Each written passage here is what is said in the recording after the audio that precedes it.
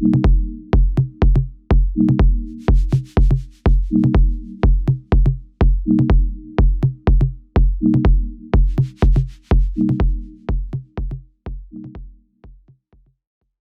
you very much once again for having me. It's an absolute pleasure to be here. And I'm hoping that my presentation will give you a bit of a broader understanding of South Africa's water situation. But I'm also hoping that I'm going to inspire you to embrace a culture of being water-wise. So let's get started. Human activity throughout the millennia, it's always been centered around accessible water sources. And if we don't have these sustainable sources of water, we make a plan to get them. We've always developed complex solutions to access water, and water is the foundation on which societies and economies have been developed. Many people these days in urban cities across our country are fortunate enough to have regular and easy access to clean water. But where does this water come from? And I'm going to say it's definitely not from the tap. Indirectly, maybe, but the journey of water is much more complex and intricate. And the basis for the provision of a sustainable water supply is actually healthy, functioning natural ecosystems. I'm sure many of you have seen a diagram that looks exactly like this. And we often hear the phrase being thrown around, Earth is our blue planet. But if you look at the stats on this graph, you can see that less than 3% of water on our Earth is actually fresh water. And of that 3%, we can only access about 1% of that, which is surface water. Then in addition to that, that 1% is made up of water in the atmosphere, in rivers, in wetlands, lakes, but also in soil moisture and permafrost. So it just gives you a bit of an understanding where water on our Earth is allocated. So it's not as easily accessible as you would think if you had to look at our planet from space. Recently, because of the water challenges experienced in our country and across the world, people have started showing a lot of interest in the use of groundwater as a source of water for human use. And I'm going to talk a little bit about that later. So this evening, we're going to have a look at South Africa's water situation and what we can expect in the future for really what is our most important natural resource on Earth. This chart gives you a bit of an idea of how water is allocated in our country by sector. So you can see that there are 7 major water use sectors. We're looking at water use for power generation, livestock and conservation, forestry, municipal and domestic use, mining and industry, and municipal domestic urban use, and then agriculture and irrigation. And you can clearly see that the vast majority of water in South Africa is used in agriculture for irrigation. But following that, almost 30% of the water used in South Africa is for urban and rural use, and that is domestic use. So I'm going to ask the question now, what does that mean to you? Think about that fact. The second largest direct water user in South Africa is you and I, it's us. I also wonder from time to time how many people have ever stopped to think exactly where their water comes from. Like I said, people in urban areas are often very lucky to be able to turn the tap on. So it's so easy to slip into complacency when it comes to water supply, especially when you can go to your bathroom or your kitchen, turn on a tap, clean running water comes out anytime you want. But there's a very long, interesting process that goes on behind the scenes to make sure that we all have a reliable supply of drinking water. And I really love what the WWF has done here. It's a fantastic campaign that illustrates the journey of water. I'm hoping some of you have heard about it. And it speaks specifically about the journey of water from source to tap. And what I really like about this campaign is it allows you to go to their website and you can select your province and your town. And what it does is it displays the water source areas that supply water to your region. So it's fascinating if you're in a specific city to actually see the catchment area that your water comes from. I really love this campaign. So if you're interested in understanding where your water comes from along the journey of water from source to tap, have a look at this website. I don't think I need to tell everybody here, but just for those that don't live in the country, we are classified as a water scarce country. Now, water scarcity is defined as the volumetric abundance or lack of water and is expressed as a ratio of human water consumption to available water supply in a given area. So this can be measured over time and across regions. It's based mainly on climatic conditions and water demands in those specific regions. And very simply, if a country is defined as water scarce, it means there is not enough water to meet all the demands in that region. And in our country, water scarcity is driven a lot by our ever increasing demand for water, but also our climate. South Africa receives less than half the world's average annual rainfall at around 497 millimeters per year, and 65% of our country receives less than 500 millimeters per year. The other problem that we have in our country is that our rainfall patterns are spatially and temporally variable, which means that rainfall is not distributed evenly throughout the year or across the country. So the very variable seasonal cycles of precipitation that occur land up pushing the country between periods of droughts and floods, so extreme weather events. And forecasts indicate that by 2030, which is actually around the corner, we expect to experience a shortfall of almost 3 billion cubic meters of water between the demand that's required in our country and the available supply. So this is more than what we will be able to safely allocate. And remember that our environment also needs water for ecological functioning, and this impacts on water quality and quantity, and then what's available for us to use as well. If you have a look at this map, you can quite clearly see the gap between current supply and projected demand for 2030. So if you look, and this is more relevant to people in the Gauteng province, but if you look at the Upper Vaal catchment, that's the catchment that supplies Gauteng with its water, and Gauteng is South Africa's economic hub. And you can see by the colors there that there is a severe gap between the existing supply and the projected demand of water for that province. And because of the spatio-temporal variability of precipitation and rainfall patterns across the country, it's essential that we store water so that we can ensure this continuous water supply. And because of that, South Africa has quite a few large dams. We've got around 790 large dams across the country and more than 4,390 registered dams. Almost 50% of our annual rainfall is already stored in these dams and reservoirs. But because of our increasing demand on water resources, there are plans in the pipelines to build or expand 6 dams over the next 10 years or so. So I've spoken a little bit about how our freshwater water supplies are under threat, but we also have to acknowledge the gap in the supply of safe, reliable water to South Africans. And while many people living in urban areas have a reliable supply of potable water in their homes, almost 15% of South African households still rely on either a communal tap or a neighbor's tap to get their drinking water. So the bar graph I'm showing here indicates the percentage of main sources of drinking water in households across South Africa. And these statistics are taken from the General Household Survey. It was done in 2019. And it identifies service delivery gaps and progress in South Africa, and it's released by Stats SA.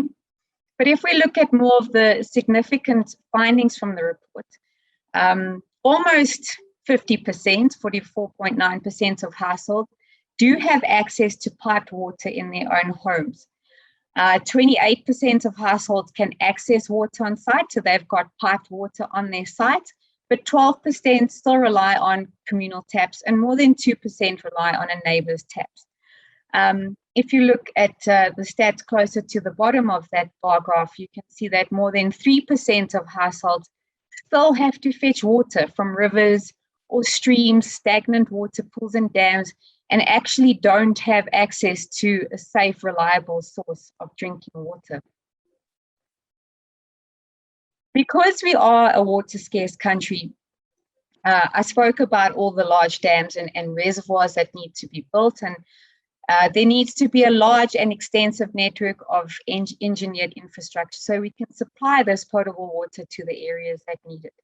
Specifically Gauteng, the Northwest and the Limpopo provinces, as well as all our major urban centers such as Durban, Port Elizabeth and Cape Town, they are all supplied with potable water via dams, transfer schemes and pumping schemes. And we're all very aware of the natural water cycle, the hydrological cycle, but our modern water cycle is made up of both engineered infrastructure and ecological infrastructure. So the built or engineered part of our water system is very, very highly dependent on the healthy functioning of our natural or ecological infrastructure. We do have water sharing agreements with the countries that border us and with which we share water resources. And there are a number of projects that are being implemented under these agreements. And this map shows the various water transfer schemes between provinces within the country, as well as between countries. And you can see those transfer schemes are indicated by the arrows. And most notable, I think, to mention is one that we're probably all quite familiar with, and that's the Lesotho Highlands Water Transfer Scheme. Currently, that scheme is in phase 2. The new delivery date for water augmentation through that scheme has been pushed back, and I think it's at around 2026. If all goes well, the construction of the Polyhali Dam as part of that scheme is expected to start by the end of this year.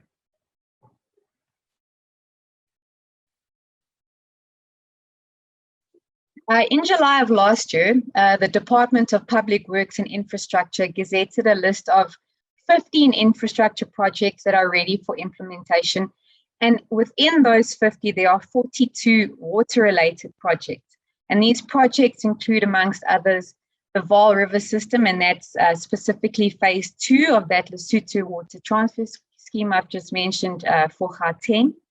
Phase 2A of the Mokolo Crocodile River Water Augmentation Project in Limpopo, the Umkomazi Water Project in KwaZulu-Natal, and the Groot Letaba River Development Project also in Limpopo. So you can see that there's a lot of work and thought being done into developing more infrastructure so that we can start better harnessing and using the water resources to meet the expected increased demand going forward.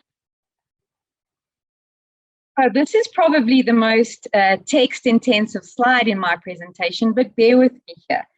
I think it's very important that we understand what our current situation is before we know what we're going to do about it and how we're going to deal with it.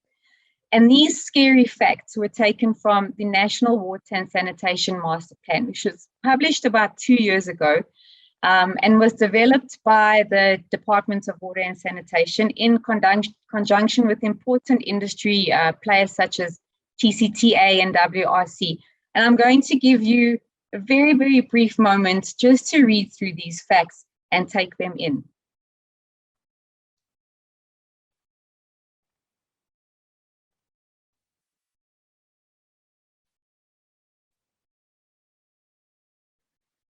Okay, so we've seen so far that South Africa is naturally semi-arid with a highly variable climate and a constrained water supply.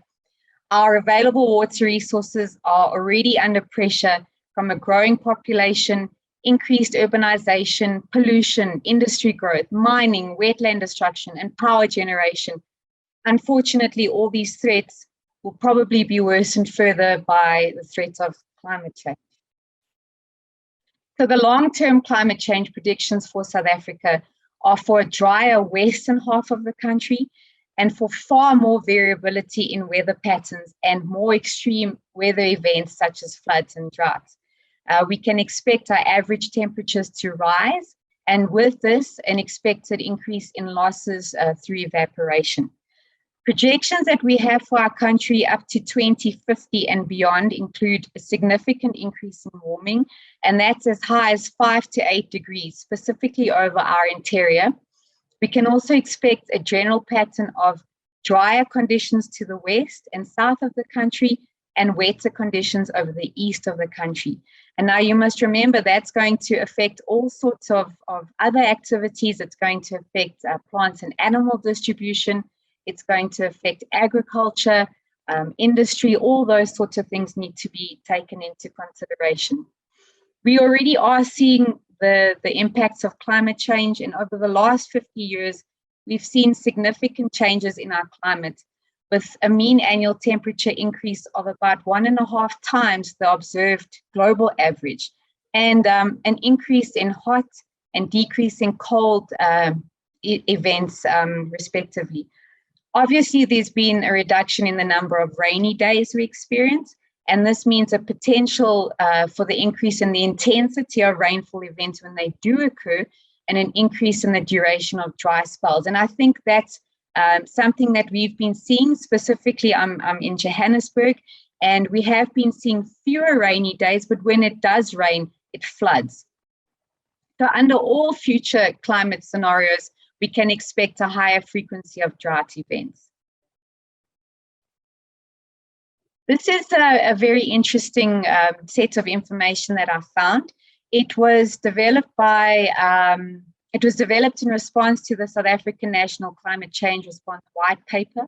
It's the Long-Term Adaptation Scenarios flagship research program for our country, and it presents climate trends and projections at a national scale. And what they've done is identified 6 hydrological zones throughout the country. You can see them there listed on the map of South Africa. And they've used 4 main climate scenarios to describe South Africa's climate projections with different degrees of change and likelihood. And those scenarios capture the impact of global mitigation over time. So if you look at the table below that map, you can see rainfall projections for each of those 6 hydrological zones. And if we're looking at international mitigation responses that are effective, we can hope to see a reduction in the likelihood of scenarios 3 and 4, which are the negative scenarios, and an increase in the likelihood of scenarios 1 and 2, which are the more positive scenarios. But overall, we can expect a higher frequency of flooding and drought extremes in our country. So I'm sorry, but I'm sure you're all now suitably depressed. But I do want you to know that what's happened in our country, we need to understand it and we need to be clear about it. But not all is lost. There is a lot that's being done and a lot that can be done to prevent another potential day zero coming in the future. And I want to emphasize that the power lies with each and every one of you to make the change. We need to embrace the culture of being water wise in our country. Because our country's water situation is at a crisis point, we have been pushed to investigate alternative water sources besides the conventional surface water resources. This includes options such as accessing groundwater, the desalination of brackish or seawater, the reuse of treated wastewater, and rainfall harvesting. And I'm briefly going to go into each one of these alternative options. The graph that you see here, it's a very interesting graph that I found, and it shows the predicted results of water resource planning strategies to ensure water security in South Africa in the mid and the long term. So how this was done is they forecasted future water requirements of the country, and then they overlay potential interventions, and those include water conservation and demand management, drought management, the establishing of groundwater schemes, catchment support activities, rainfall harvesting, water quality monitoring, and infrastructure development. And the idea here is to create a water resources mix of both conventional and unconventional water sources to ensure that growing demands for water are met in the future. I'll start off by looking at groundwater. It's very simply put, groundwater is water found underground. It's found in the saturated zone beneath the water table, and it's usually contained within an aquifer, which is a body of rock or sediment. Groundwater forms part of our natural hydrological cycle, and it's recharged mainly by rain and snow melt. But we can deplete our groundwater resources if we remove more water than that water that is entering the aquifer. Currently, our groundwater use is estimated at around 3,500 million cubic meters per annum, and that equates to 3,500 million kiloliters. Realistically speaking, the accessible groundwater potential in South Africa is about 4,500 million cubic meters per annum. Sorry about that. At the moment, our groundwater resources contribute to about 13% of South Africa's total water supply. But like I said, we need to be very careful to monitor our groundwater levels and to use them sparingly, because like any natural resource, if we take more than that we replace, that resource will eventually run out. This image illustrates very nicely the exploitation potential of utilizable groundwater across our country. In 2018, the DWS implemented a new rule. It requires all private boreholes to be metered, and also requires that the amount of groundwater that you abstract from a borehole is recorded on a weekly basis and then submitted to the DWS. So while all our water resources are managed by the department, each municipality will have their own bylaws and restrictions, and those bylaws will inform how much groundwater can be abstracted. If you're using groundwater, you need to check with your local municipality about those requirements and restrictions. Any authorization to use groundwater is legislated under the National Water Act. So if you use a certain amount of groundwater, you will be required to apply for a water use license through the DWS. Going on to desalination, again, I'm sure that's something that a lot of you have heard of, but it's basically a process of reducing the concentration of salts in brackish or seawater.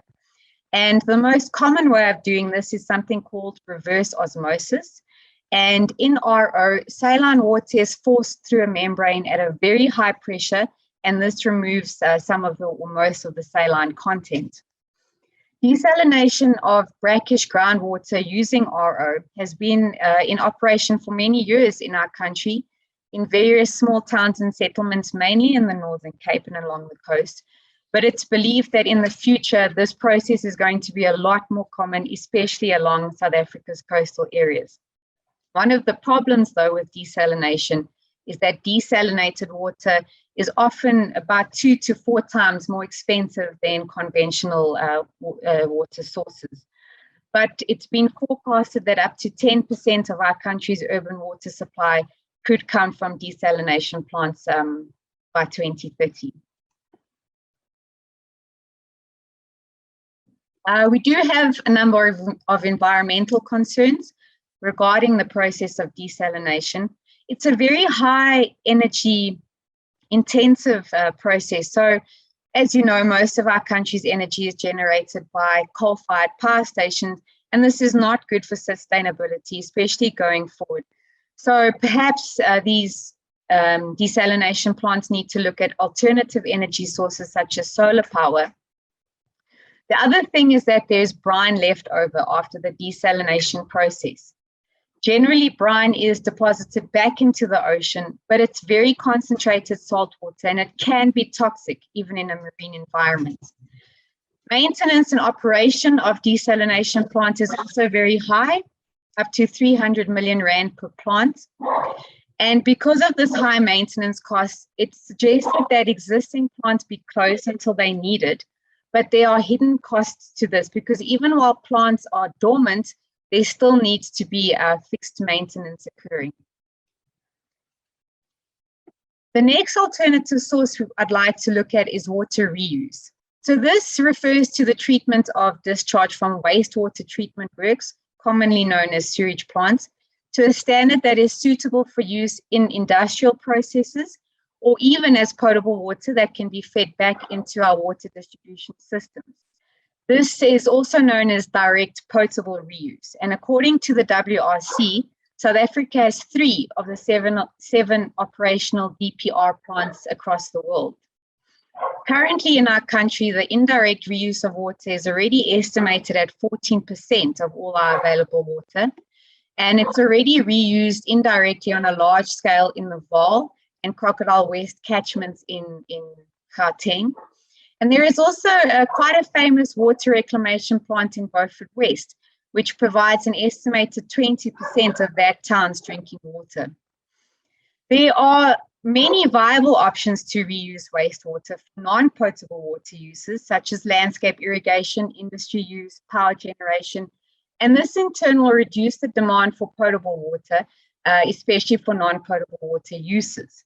However, one of the greatest issues that comes with reusing water is public perception and the public's acceptance of reusing wastewater. But what I'd like people to know that often treated wastewater can be of a higher quality than water abstracted from reservoirs as a result of the stringent treatment processes that water goes through. Rainwater harvesting is something that I hope we're all familiar with, and it involves the collection and storage of rainwater, either for immediate use or use before the onset of the next rainy season. So that's in periods where your region doesn't receive rain. In our country, rainwater harvesting is growing a lot, especially in rural areas and also in areas where municipal systems are failing. So I really think domestic rainwater harvesting should be encouraged as a reliable source of water, especially in rural areas. And research has actually shown that with good management, rainwater harvesting can yield more water than formal municipal water supplies. Rainwater shouldn't be used for potable water uses unless it's been treated to a suitable standard. But there are quite a few simple and cheap ways to treat rainwater to a standard suitable for use as drinking or cooking water. Boiling water is one very effective way to kill most pathogenic bacteria, viruses, and protozoa. And it is recommended that water is boiled for at least 3 minutes before it's used. Bleach can also be added to rainwater or river water to kill bacteria. And the general rule of thumb is to add 1 teaspoon of bleach to about 20 liters of water to cover that water tightly and then to leave it to stand for about 15 hours before use.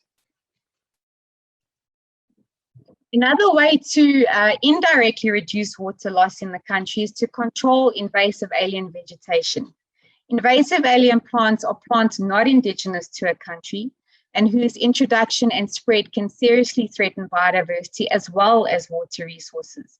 Currently in South Africa, we have over 380 invasive plant species, and it's estimated that close to 3% of our mean annual runoff is intercepted by these IAPs.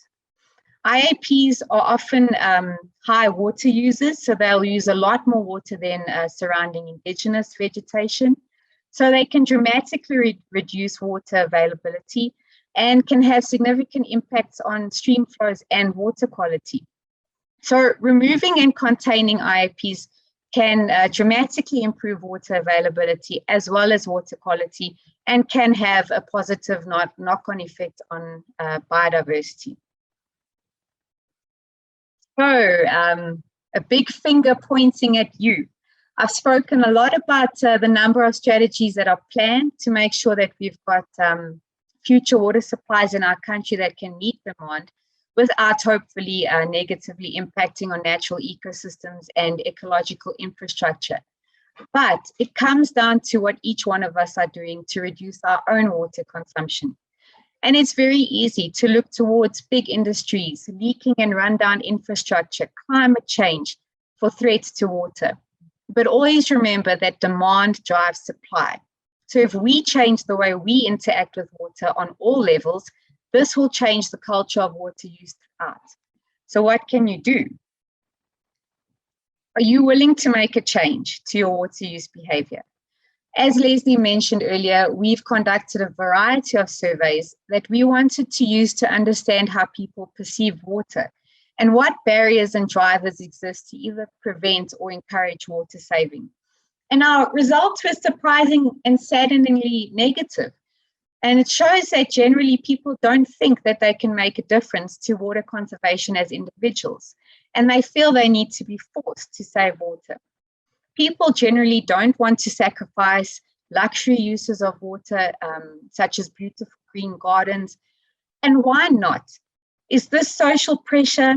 Do you think that people are worried about how their neighbor's garden looks as opposed to their own?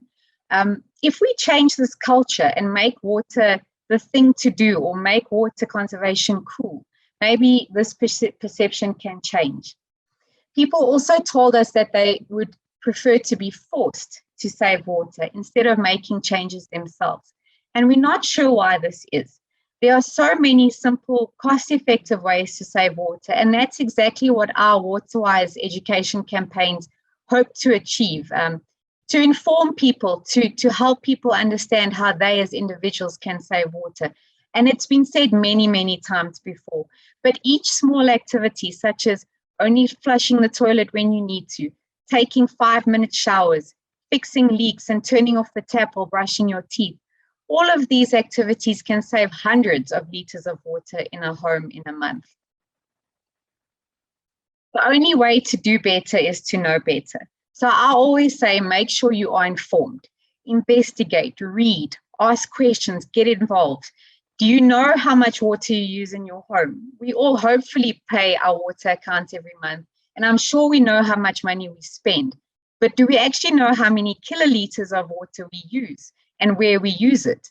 Do you know how to interpret your water bill? There are a lot of tools available. Leslie mentioned our WaterWise water use calculator. It's available for free on our website. You can use it to estimate how much water you use in your home or your garden, and it shows you where you're using your water and converts the kiloliter value into rands using municipal tariff sliding scales. So you can learn how your water use converts into money spent, and you can identify where you need to implement simple water-saving activities. WaterWise has also developed a DIY manual for building a constructed wetland, and this is to treat domestic grey water. So it's a passive subsurface system. It requires no electricity and minimal maintenance. All materials needed to construct this wetland can be found at your local hardware, and installation is easy and cheap. It's DIY, you can do it yourself. Because it's subsurface, there's very little chance of odors, waterborne pests like mosquitoes, or any chance of children and animals coming into contact with grey water. And the wetland plants you grow in this system encourage all sorts of animals, birds, frogs, and insects into your garden. There are no chemicals required to treat grey water. The process occurs with the grey water moving down a very gentle gradient using gravity. And once it's treated, it's at a standard that's suitable for irrigation. So you can use it to water your garden. And we did research on this, and our results showed that there's a significant decrease in oils and fats, as well as pathogenic microorganisms with treatment through this system. I do want to note that you always should be careful when using grey water. Be very aware of what you're putting down the drain, and never store your grey water for longer than 24 hours, because this can encourage the growth of microorganisms and resulting odors. Grey water also shouldn't ever contain any blood, feces, or urine. So if you're interested in this manual, you can download it for free off our website. The instructions are there on the bottom left of that slide, or you can contact us to find out more. The diagram at the top here shows how average water use in a home is allocated across activities. And in homes that have access to piped water, the biggest water user is flushing toilets. Now think about that. You're flushing up to 12 liters of clean, treated drinking water down into the sewage system every time you use the toilet. We all should be using treated grey water to flush toilets. In homes with gardens, Up to 46% of water is used for watering and irrigation. We have so many beautiful, locally available indigenous plants that can be planted in a household garden, and a variety of water conservation practices like mulching, hydrozoning, that decrease water use in a garden. Retrofitting. These days, it's very cheap and easy to replace old water-wasting plumbing fixtures with fixtures that save hundreds of liters of water a day. A lot of these implements can be found at your local hardware, and you can install them yourself. Also, be aware of the current water situation in your country. Keep up to date with the weather. The South African Weather Services provides a monthly seasonal climate forecast report for the country, and it's available for download off their website. I've put up some examples of the maps that they provide. These maps are for late autumn and early winter, and they show seasonal precipitation predictions. So as you can see, we can expect above normal rainfall throughout the country in late autumn and early winter, with mostly above normal minimum and maximum temperatures. So knowing what to expect can help us to plan better. The DWS website also has wonderful resources available to the public. I've taken some information here from the National Integrated Water Information Systems dashboard, and it shows the status of the country's dams over the last hydrological year, as well as currently, and how these levels compare from high to very low. So if you can look at the example that I've put up, current dam levels are higher than this time this year than they were last year, and that's indicated by that black line, and fall within the normal to moderately high percentage storage. What's great about this application is you can also select status overviews you'd like to see, and that includes drought status, runoff status, groundwater status, and drought affected settlements for the country per province. So you can keep track of dam levels so you know exactly what's happening in the country, and you can adjust your water use accordingly. Rand Water also regularly updates dam status and total storage capacity, but this is specifically for dams in the integrated Vaal River system from where Rand Water gets the raw water it treats. These updates, as well as a lot of water saving information and tips, are available on WaterWise and Rand Water social media platforms such as Facebook, Twitter, and YouTube. So what else are we doing at Rand Water? If you've never heard of us, we are a bulk supplier of potable water to Gauteng and parts of our neighboring provinces. Rand Water is the largest water utility in Africa, and we supply water to metro municipalities, local municipalities, mines, and large industries. Rand Water's environmental brand is WaterWise, and that's the team that I'm a part of. It was established in 1997 in response to a serious drought event. And as Leslie mentioned, we work quite extensively with the public, municipalities, the green industries, and businesses to encourage these sectors to implement water saving strategies and use less water. We also work closely with tertiary institutions, and we produce relevant, up-to-date information on water conservation. Now, I'm veering a little bit off into Samir's territory now, but I did want to mention Rand Water's Water Conservation and Demand Management Department that focuses on catchment quantity monitoring, internal water loss management, and customer water demand. And this includes the quite well-known Project 1600, and this was established in May 2017 to assist and oversee progress made by municipalities to reduce their water demand so that Rand Water can comply with the licensed abstraction limit of 1,600,000 megalitres of water per annum. And this is just until phase 2 of the Lesotho Highlands Water Transfer Scheme is complete. Rand Water also has an innovation hub, and they have recently completed 2 innovation projects. One of them is a satellite leak detection pilot project. What's fantastic about this is the technology uses AI and algorithms. They can capture the entire Rand Water pipeline network, which is over 3,500 kilometers in just one day. In addition to this, Rand Water is looking at using drone technology. This is going to be used to plan new pipelines, track water losses, detect sinkholes, and aid aerial inspections of buildings that fall within flood lines. So what more can you do? I've mentioned a few of the easy ways you can save water in your home, but there are so many other ways you can protect and conserve our water resources. Use water wisely to try and reduce the strain on our freshwater supplies. Support water conservation initiatives in your area. More importantly, support industries and organizations that actively conserve water and reduce their water use.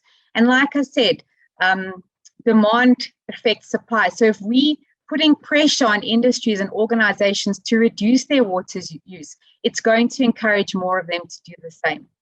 Visit and support your local nature areas. Start river and wetland cleanups in your community. Don't litter or dump. That litter and that waste will always land up in our river systems and in our oceans. Encourage water awareness and education with friends and family. Use your grey water and harvest your rainwater.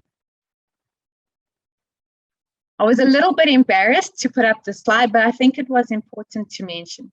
South Africans, on average, use more water than the world per capita average water use. Our country is semi-arid, so this definitely shouldn't be the case. Now imagine every single one of us had to reduce our water usage, even down to that of the average use per day per person that the rest of the world uses. That value that I showed you in the beginning, that 30% domestic water use in the country can drop significantly and make a real difference to our water situation in the future. Imagine every single one of us saved 50 litres of water a day.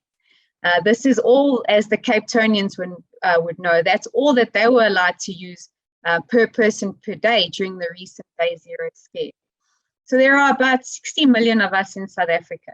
Times that by 50 litres, that's 3 billion litres of water that can be saved a day.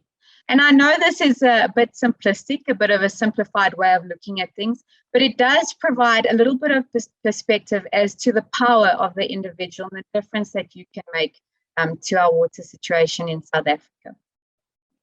So I'd just like to finish off by saying that I hope all of you have been inspired and are ready to be water wise, and I thank you very much for your time.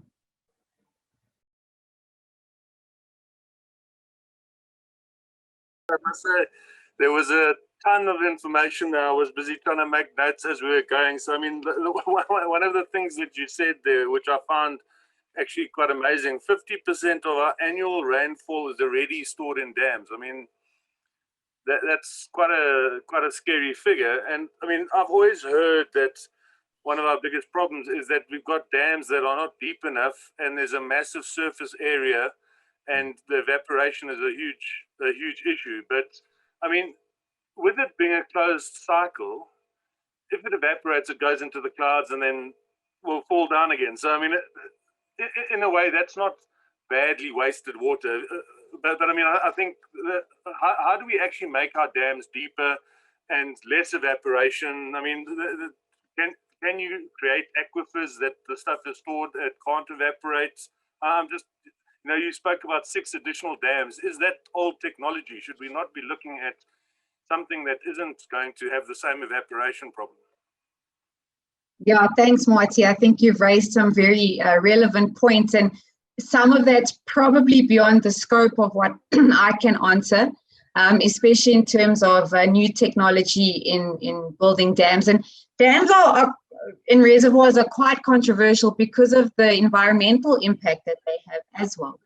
They can severely change the functioning of rivers, impacting biodiversity, freshwater environments, and so it's a tricky one. And I think that's why people are trying to push alternative water sources, so that we're relying less on, as they call it, conventional surface water, and more on using water that we may have already used, if that makes sense. So yeah, I'm not sure if there's anybody from Rand Water that can speak more to dam construction. Leslie, did we unmute you? Yeah, just maybe to add into that is that if you look at some of the strategic dams that the government has built in the integrated Vaal River system, if you look at the Lesotho dams, they are exceptionally deep, and with a very small surface area. So if you look, if you can recall from Samantha's presentation, the one picture she showed of the water volumes that Rand Water puts out was almost just a pictorial demonstration of what the dams are. If you just think about it, the Mohali Dam and the Sterkfontein Dam could be depicted as really deep and narrow, and their surface area is very small. However, if you look at the Vaal Dam, it's a very flat, shallow. There you are. She's bringing it up. If you look at the Vaal Dam, you'll see it's a very shallow dam with a huge surface area, and because of that, your evaporation is much higher. Also, where the dams are positioned is very strategic. If you look at the Mohali, the Katsi, and the Sterkfontein dams, they're high up in the mountains, and therefore the evapotranspiration is not evapotranspiration. The evaporation. Sorry, I'm thinking of plants as well. The evaporation rate is much lower than places like the Vaal Dam. Also, just thinking about what your question is about. If you look at Namibia, Windhoek is a really good example of a city that has managed to use their water resources very carefully, and they proactively renew those water resources underground, and they store water underground, and they recharge those water resources on a regular basis with treated grey water as well. So it's a very difficult question to answer. I don't think there's a straightforward answer, but getting back to it, it's about where you position your dams. But at the same time, if you look at trends internationally, in America, etc., they're breaking down some of those dams. And why? A lot of it is because of the ecological flow, and it's to try and maintain that balance. And as Samantha ended up with her talk, with a finger pointing at us, it comes down to us. What does each one of us do in our own home and in our own environment? I've managed to bring down my water use in my home, and I water a number of plants in pots. I wash my cars, and there's a family of 3 of us that are always at home. Yes, we have somebody that comes to help clean our house, and our water use is down to between 6 and 7 kiloliters a month at max. We use all our bath water to flush our toilets. I water my plants with bath water as well. So it's really what you can do. The water from my washing machine goes straight out into the garden and waters a large portion of my garden for well over 20 years now, and the plants are still growing well. There's no side effects at all. I mulch my garden very effectively all the way through summer, and even in autumn when the leaves start dropping. So it's what does each one of us do in our home situation as well. Thanks, Leslie. I see there's a question from Hella Linkmeyer, but also Ruan. While she's busy, just check the chat. Yes. I think Susie wanted to ask something. The moment that Hella has asked a question, we'll go to the chat section. Thanks, Chris. Thanks for that, Ruan. Hella, over to you. Good evening. Good to see you. Unmute. First, accept unmute. Hella is one of our long-standing Elsa Unlocking supporters. Yes, hello, thank you. Yes, it's upheld me, kept me during lockdown.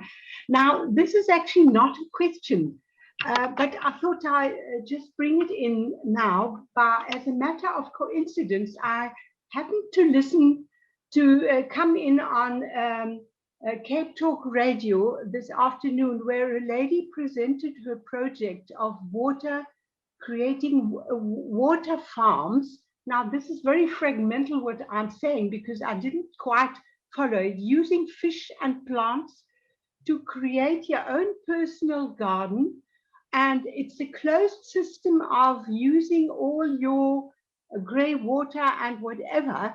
And so, for example, I understood that the smallest unit, which includes certain amount of buckets and whatever for the plants, tomato and veggies and so on, would amount to 20,000 Rand. And that would that would sort of provide a family, a 4-head family, for a month. They would be able to cultivate their veggies and everything using that system. And this project by this lady who is an ecologist is called Aquatonic. Is it in fairfarmaquatonic.com? That's the webpage. So that would be how one could actually, on an individual basis, save water.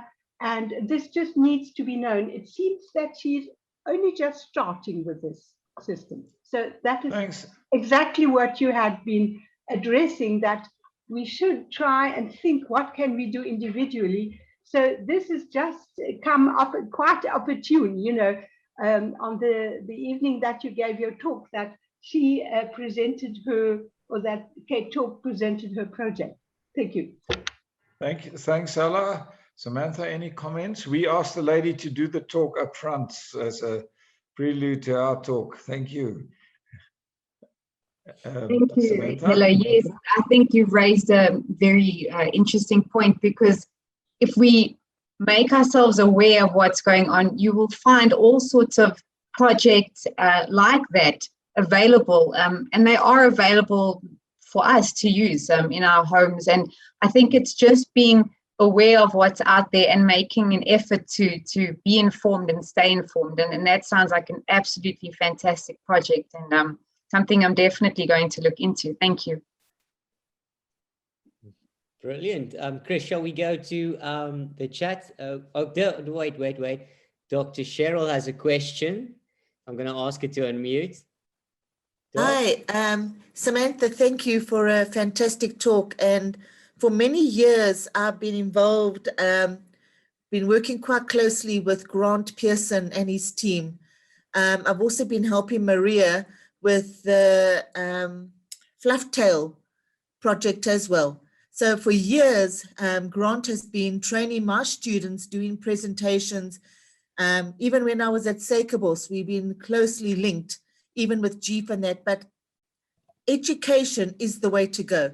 And to try and get people to start using water more sustainably. And I think we just have to start educating the schools, and we have to start integrating the wise use of water in the school curriculum in a stronger way. And I don't know how we're going to do that, but I think if we all put our thinking caps together, we should be able to get it interlinked into all the learning areas, not just in natural sciences, but in English, in mathematics. So that's one way that I think you guys can start making a difference, is starting to interlink that even stronger in the schools. And I know Grant's programs are fantastic. I've seen it firsthand. And yeah, my students have only benefited. And thank you once again for an amazing talk tonight. It just shows you that what is being done out there and what should still be done. You know, we have to start working harder, wiser, and better. So yeah, Leslie, thank you for being such a good boss. Thanks, Cheryl. Chris, I think Jonathan Leeming had a question. Jonathan, I'm going to ask you to unmute. Thank you. Okay, thanks very much. Thanks for the great talk. It's very revealing about where our water actually goes to. My question is, what can we do to use our spending power to reduce the amount of water that we use? When I look at our impact on the world, I think food is a huge part of our impact. It's a hidden part of our impact. We don't consider the impact of where it actually comes from. So where can we change our spending power to let's say, save water? Where's the biggest area? And you can point to the culprits. You're more than welcome. But please do. It's not Woolworths, right? I have to be careful what I say. No, I think you made a very good point there. And it's like I said earlier, demand drives supply. So it's a big question that you've asked. I don't want to go too deeply into it. It's perhaps also a little bit beyond my scope, but I think we have the power as consumers. So it's really up to us to support those initiatives that make an effort to initiate water conservation. And and even doing things like growing your own vegetable garden and taking the strain off our agriculture. I mean, if every single one of us do what we can make a big difference. And as Hela mentioned earlier, growing food for a family, you can do that sustainably using grey water. So if you think about that, you're not putting any extra strain on our freshwater resources or on our potable water sources, because you're using water you've already used. So there are a lot of ways that we can do things as individuals. And I think it's just making sure we make the right choices and we start embracing a culture of water-wise and making the right water-wise choices. Thank you, Samantha. Rowan, over to you. Yeah, brilliant. So in the chat section, I'm going to combine two questions because they are very much from the same origin. Michelle Kilborn-Lowe and Louise van der Schyff is worried about, first of all, Michelle asks, how does Rand Water detect underground leakage, especially in older water networks? That's one question. The second question is with regards to how the system, especially the municipal system, how the water pipes and all of that is kept up to date, is kept in working condition, and that the main concern is that that's not happening and that tons and millions of kiloliters of water are going to waste in that way. So there's two questions for you and maybe your colleagues as well. Thank you. Yes, I would love my colleagues to jump in where they find, where they feel it's necessary. But in terms of detecting underground water leakages, I really think that drone technology that's been adapted is going to help Rand Water there, and it's very new and exciting. And if I understand it correctly, it can be used throughout our pipeline infrastructure. So in terms of the older water network, it shouldn't be a problem. Yeah, a lot of the leaks and the water that you see rushing through the streets. So if you remember from my talk, Rand Water is a bulk supplier of water. So we supply to municipalities, and then the municipalities supply to the end user, the consumers. So a lot of the time, I'm not going to say most, but a lot of the time, those leaking pipes that you see are the municipal pipes that are supplying water to the end user. So if you're seeing something like that, the best thing for you to do is to contact your local municipality. And I know it can be frustrating, but I'm in Ekurhuleni and I'm seeing a big shift towards different ways that you can report problems. So they're starting to look at social media, their apps, and the responses are becoming a lot quicker. So I think investigate the options that you have with your local municipality in reporting these issues. And again, as an individual, make sure that you're the one taking action. I think a lot of people will drive past a leaking pipe and say, you know, I'm sure somebody's already reported this, I don't need to worry about it. But from what I see, the more people that report these things, the quicker the reaction time. So I think it's just taking the responsibility to report these problems. And then, yeah, doing it through the correct channels. I also see that Louise mentioned something interesting, and I just wanted to talk about it, washing hands during the COVID epidemic. And yes, hygiene is something that we really need to be cognizant of at this time. I haven't specifically seen this demonstration, but she talks about somebody putting soap on their hands, turning the tap on, and then leaving the water to run while they wash their hands. And yes, that is very much not the message that we want conveyed. And we actually developed something during the early stages of the pandemic in the country, which was an information pamphlet showing people the water-wise way to wash your hands to remain hygienic. And that's basically turning the tap on, wetting your hands, putting soap on, and then using a paper towel to turn the tap off again, and then lathering up your hands, turning it back on and rinsing. So I'm not sure where the government gets their messages from, but yes, and I'm very happy that people are starting to see those problems and recognizing that that's not the way that you should do things. And I think for me, that's fantastic to see, because that's that shifting culture that we want to see in people. Brilliant. Thank you very much. Leslie, do you want to add something before we go to Brad? Yes, if possible. Yes. Just to come in there and to add to what Samantha's said about the pipe infrastructure and the leaking pipes. Rand Water has teams of people in various regions throughout its area of supply, and they monitor the pipelines on a weekly basis, and they do physical inspections of those pipelines to inspect for leaks, and obviously if leaks are reported, then they need to be addressed. Rand Water also uses contractors using specific instrumentation to actually send machines into the pipelines to check for leaks from the inside of pipelines as well. But what one does need to understand, and those people that live in the Gauteng region will maybe bear witness to this, that recently there have been a few shutdowns of pipelines, and people have been without water for a few hours in a day, or sometimes for a whole weekend, because they're trying to manage that.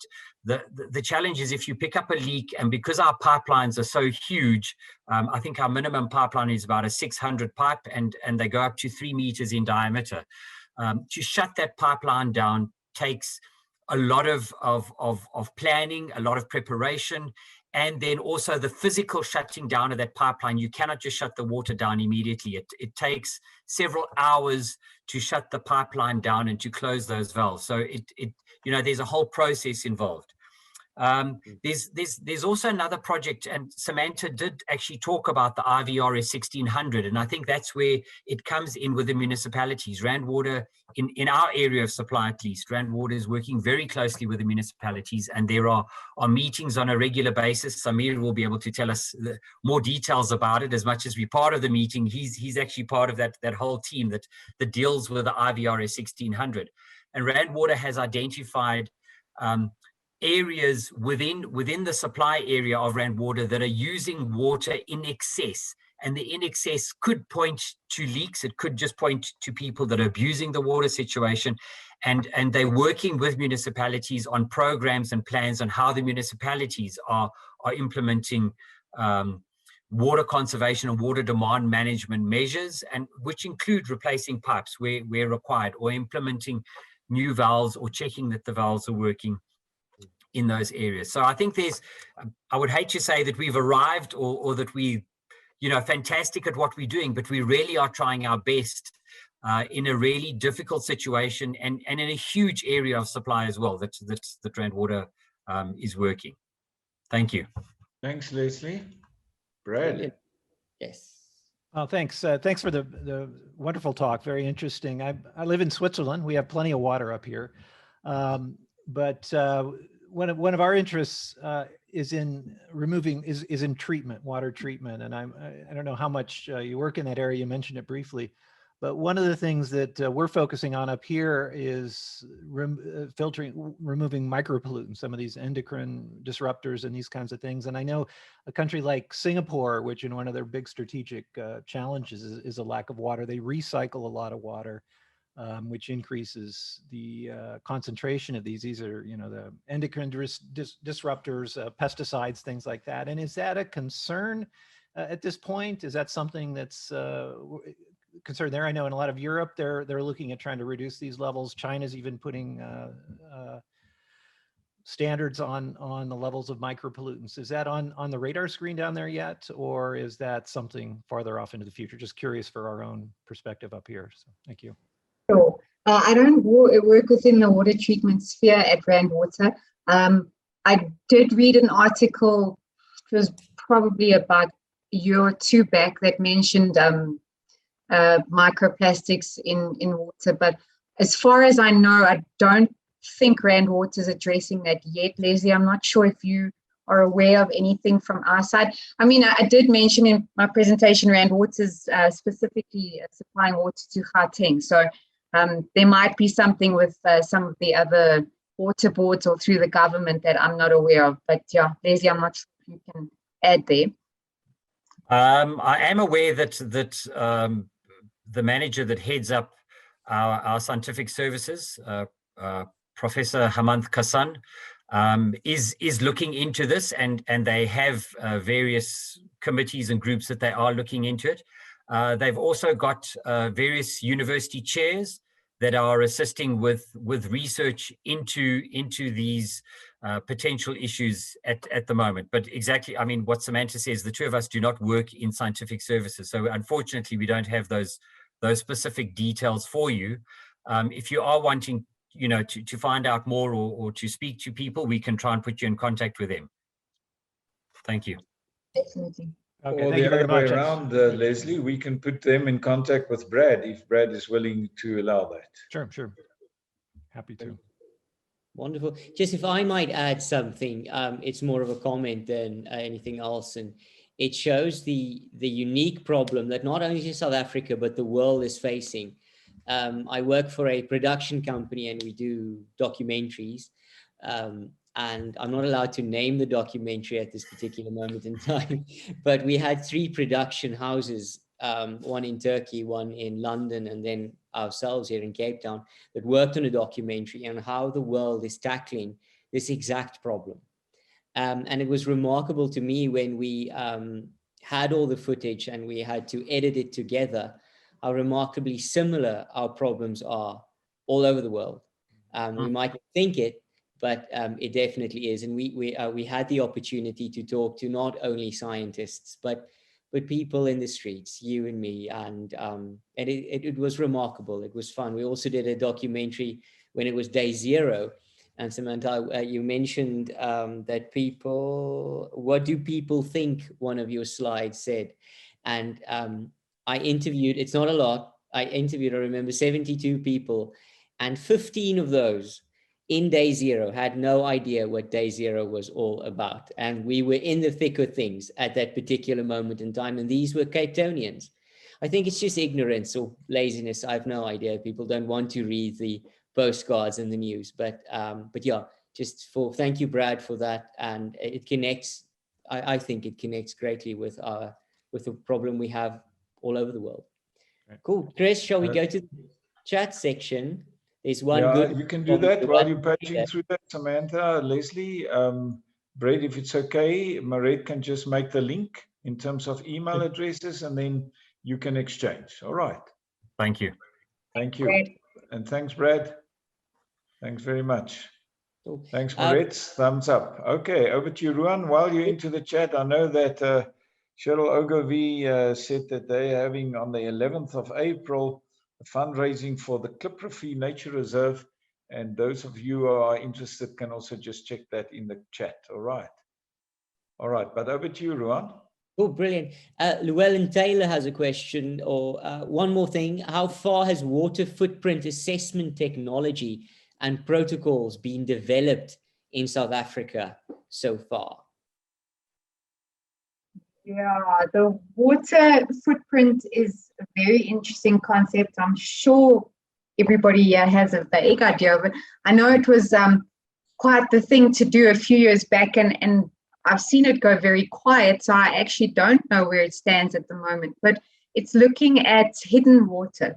So water that's used in products and to produce products and services. So, and I think that's important to note is that everything, I mean, this pen, my cell phone, everything that's produced, water plays a role in at some stage in the production of that, and that speaks to the water footprint of a product or a service.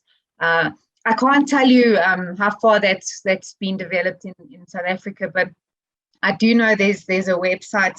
It's an international website. I think it's waterfootprint.org. That gives a nice background into the water footprint. Yeah, that's as much as I can say about that. Cool. Thank you very much. Ruan, other questions in the chat? Yes. Just want to, while you're paging, say to everybody, we keep on going till we are down on one screen. So I think at this point, I would like to again say thank you to Samantha and again give her a round of applause. Well done, Samantha. There's hope. There's incredible hope. So, it is up to us, but we can do it. And Maret will now ensure that you can unmute yourself. And then we now have an informal chat for anybody who wants to come in and just be part of the discussion. Thank you very much. And thanks to all of you who have joined us tonight. Thank you, Maret. You can ensure that everybody can unmute themselves. And good evening, Akemi Balkaman. It's been a while. Good to see you again. Chris, maybe there's so many questions in the chat section. Maybe what we can do is we can select some of them and we can send them to Samantha, and then maybe she can connect with the people that ask the questions directly via email or such. Maybe one last big one. It's a massive question, especially for a country like South Africa. Again, from Llewellyn. We should also be more aware of embodied no, wait, is it? No, it's not that one. No, it's not. Sorry, that was a good question as well, but this one's interesting. We should investigate better farming. There's so many questions, it's everywhere. We should investigate better farming methods to reduce agriculture's impact on water. The Israelis have done amazing work in this regard. Is there something that the South Africans are doing that can scale up to our... I think in terms of the Israeli situation, they don't have water. So they've had absolutely no option but to look at these technologies. And I think it comes back to that whole thing of, and it's sad for me, but until we reach that stage, I don't know how much is going to be done. In a country like South Africa, we've got so many social issues to deal with, and there's a lot happening, and I just don't want it to be a situation where we wait till the very end before we start using these technologies, because they're available and they're out there. We actually met with someone from Israel, Leslie, I can't even remember how many years ago it was, who was talking to us about a process they were using. Can you remember? No, I can't. Sorry, Samantha. But they had something fantastic that they were doing, and I don't see anything like that happening here. I'm worried that it's going to take it to day zero before anything like that happens, but it's my opinion. Just if I might add something, just cheek and tongue. You mentioned drone research, and most of my sleepless nights and the dark circles around my eyes are because of drones, and how fiercely and strictly the uses of drones are regulated in this country. It's absolutely flabbergasting. It might be the most over-regulated system that we have. So tell me when you know of a good success story. Tell me, I would love to go and film it and ask them how they did it. But yeah, no, it's incredible what drones can do is, and all of the amazing possibilities is fascinating. But the regulations in using or flying a drone is massive. So yeah, I wonder if you would face the same problems. Or not problems, but hurdles, let's call them hurdles, that we are facing in the filming industry. Yeah, but yeah, thank you very much. It's cool. There's so many things. So very many things. Marty, you're on your own. There was a hand up. I'm worried that we missed a question.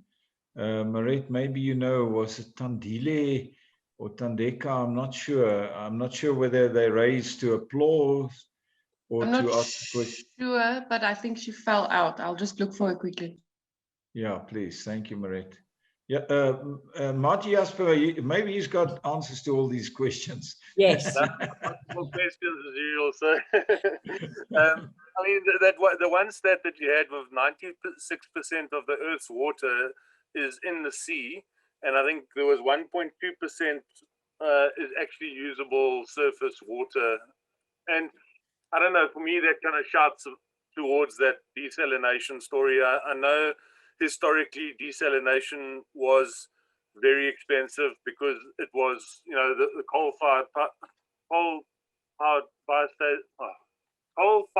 station. Sorry, my brain has gone wonky.